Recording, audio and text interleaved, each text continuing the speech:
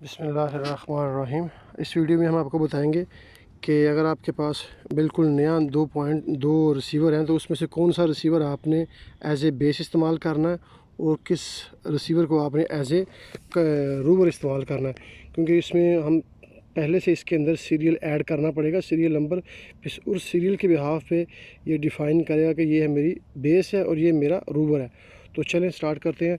ये हमने इसको सेटअप करने के बाद इसकी जो मेन स्क्रीन है इसके अंदर हमें जाना है सेटिंग के अंदर, सेटिंग, उसके बाद कनेक्ट, उसके बाद ब्लूटूथ, ठीक है। और यहाँ पे ऊपर आपको ये सीरियल नंबर नज़र आ रहा होगा, ठीक है, ये ट्रिम्बल का। और ये सीरियल नंबर एज ए रूबर, ये सीरियल नंबर एज ए रूबर इस्तेमाल हो रहा है। और ये एक नीचे सीरियल नंबर ऐड किया है वो एज ए बेस इस्तेमाल हो रहा है। अगर आपके पास जब नया GPS आता है तो आपने उसमें से एक को एज ए बेस इस्तेमाल करना है और एक को एज ए रूबर इस्तेमाल करना है।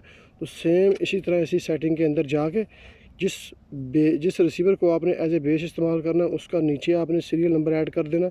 और सीरियल नंबर आपको मिलेगा इसके पीछे से, ये जो सीरियल नंबर आपको नज़र आ रहा है, ठीक है, ये देखें, ये सीरियल नंबर आपको नज़र आ रहा है, ये वाला, ठीक है, ये सीरियल नंबर, ये सीरियल नंबर आपको नज़र आ रहा होगा यहाँ से ना।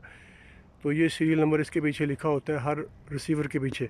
तो ये सीरियल नंबर यहाँ पे आपने ऐड करना है, ठीक है, जिसको आपने एज ए बेस इस्तेमाल करना है।